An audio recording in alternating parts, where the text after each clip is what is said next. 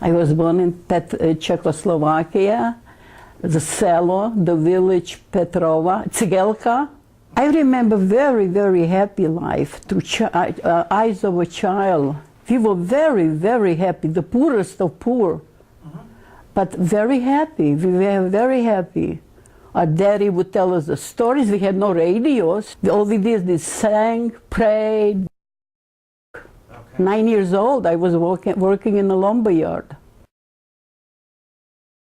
Father, could you give us your memories of he was, to me, he was so tall and very slim, and he wore a brown robe, like, or I don't know, it wasn't priestly like that, it was a robe. Okay.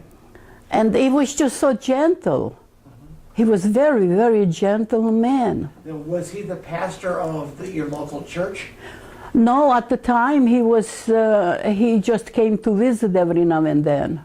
He wasn't pastor of Eparchial. His father was a pastor. Okay, so Bishop Goitich's wasn't.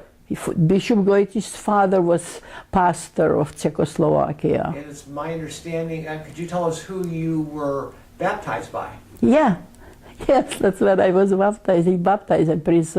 Bishop Goitich baptized me. Yeah. Bishop Goitich. So he was a very quiet man, very soft-spoken. He was very, very quiet, though. He didn't say much. But and I just, to me, like I said, he was always saintly. That's all I can see him. Okay. I see him like even later on, like in Prešov, he had a bishop residency, because I stayed there for a while when I was trying to go to high school. And he had a big yard with all the grapevine. And it seems they weren't statues, they were like pictures of the saints through the garden. And I always seen him praying there. Every day I seen him in that garden praying. And his last words to me, he gave me the blessing, and he says, "Child, you're going into the world that you don't know nothing about. Please join your own church. If it's for no other reason, but because they'll speak your language, you understand them, and they will understand you." And that's what I did. They put me on a train with a little cloth bag, piece of bread, and a piece of kibasi. That's all. That was no suitcase, no nothing, just the clothes on your back. The angel, like when Steve was missing in action.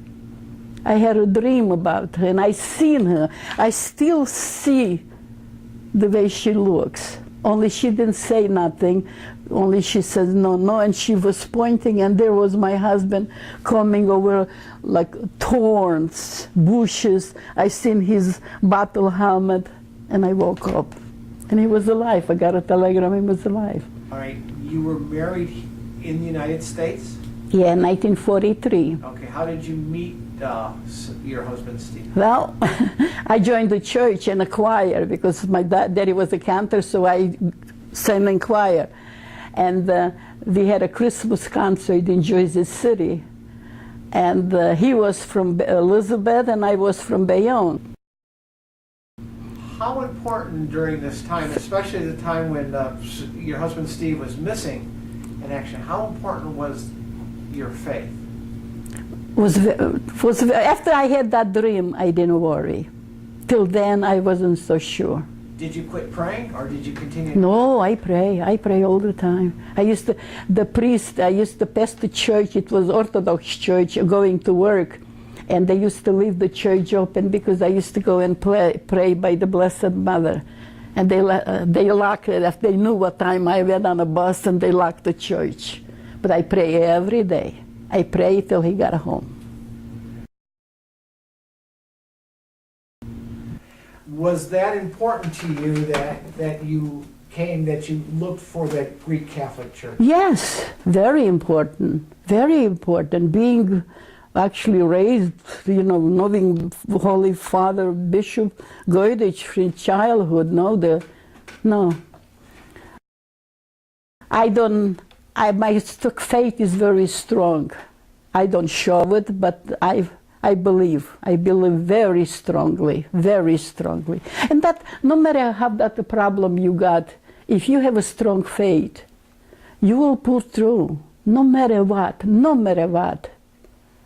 I know a mess from the beginning. I don't need a book.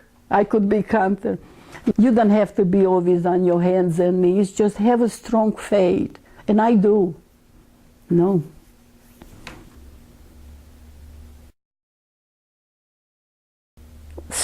Keep the strong faith and use your mind, use your brains.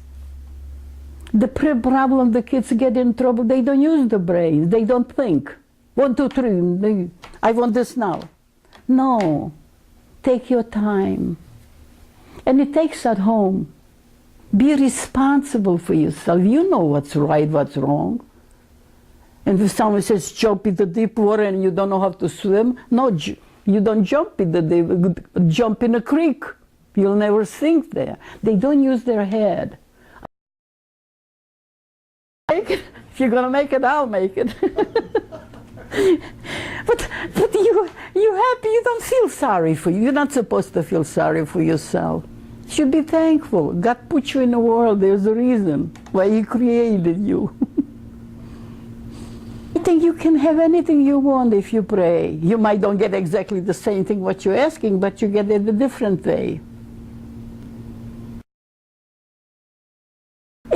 I'm very positive. I refuse to be negative, and I'm trying to beg my kids don't be negative, because it's not going to get you anywhere. Be positive, and you'll be surprised how it works.